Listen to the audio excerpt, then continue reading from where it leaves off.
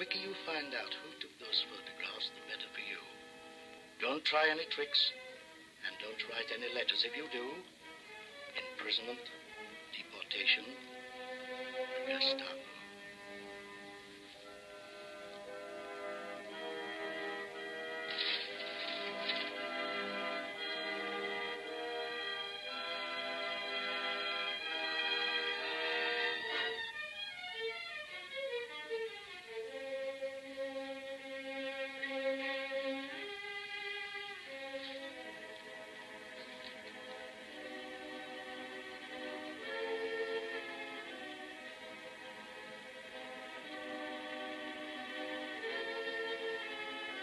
In tonight's movie, James Mason goes spy hunting in RKO's 1944 movie, Hotel Reserve.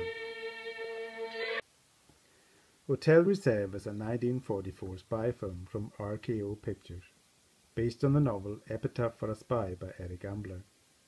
It stars James Mason as Peter Badassi, an Austrian medical student holidaying in the south of France, just before the start of the Second World War. Badassi becomes embroiled in an espionage plot while staying at the Hotel Reserve, and he must investigate to find out which of the Hotel Reserve guest list is the real German spy, thereby clearing his own name from suspicion. I really enjoyed James Mason's performance in this film, and he carries the whole film on his very young shoulders.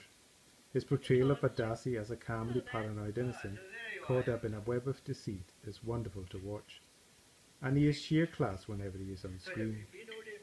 Mason was still learning his craft at this stage of his career, but with his brooding intensity and velvet tones, within a couple of years he would become Britain's #1 box office star. The movie itself is a real mixed bag, both stylistically and tonally. It has some nice directorial touches, with clever use of lighting and camera angles, and this, along with a fantastically tense score, creates an intriguing atmosphere. Mutz Greenbaum, one of the 3 directors on the film, worked in the German silent film scene of the early 1920s, and no doubt imbued some of the expressionist themes into the production. Any suspense created, however, is somewhat diluted by some broadly drawn caricatures and a strangely comedic tone throughout the film, which borders on stupidity on occasion, and this really negates any tension created by the director. Albert, perhaps Herr Schimmler would like my glass. Herr Schimmler? Yes, you know Herr Schimmler. Take it over to him with my compliments. I'm sorry, sir. There's no Herr Schimmler here. He's sitting over there in the corner. Oh, you mean Monsieur Heimberger? Heimberger? Yes, it's Monsieur Heimberger. I'm sorry, I was confused. Is your head really bad? No, I don't think so.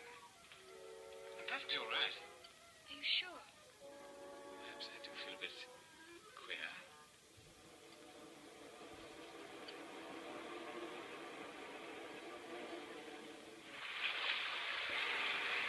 Come along, Peter. Time's up.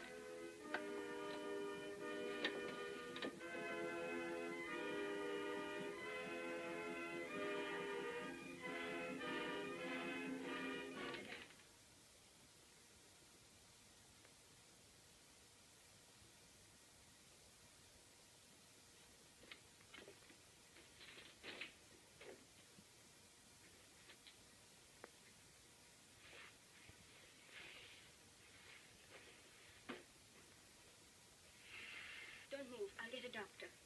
No, you mustn't do that. Don't be silly. Why on earth not? Nobody must know about this. Nobody must know. All right, don't get excited. What's been going on here? The room looks as if it's been hit by a tornado. I don't exactly remember. Take it easy.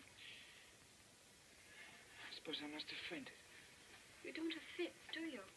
No, of course not. Well, from the way the room's mucked up, you must have been thrashing around like a tarpon. Tell me, what really did happen?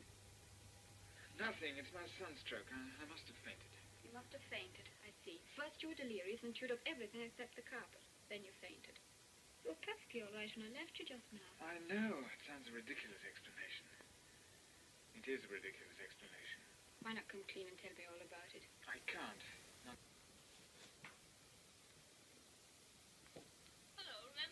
Of the rest of the cast, Claire Hamilton is a standout, as a hotel guest who befriends Vadasi.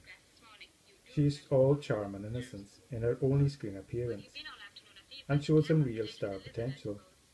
I'm curious to find out why she made only one film appearance, and I was also intrigued to find out that she was Maureen O'Hara's sister. Lucy Mannheim as Madame Koch, the hotel manager, is also great to watch, and her comforting German accent is always welcome on screen.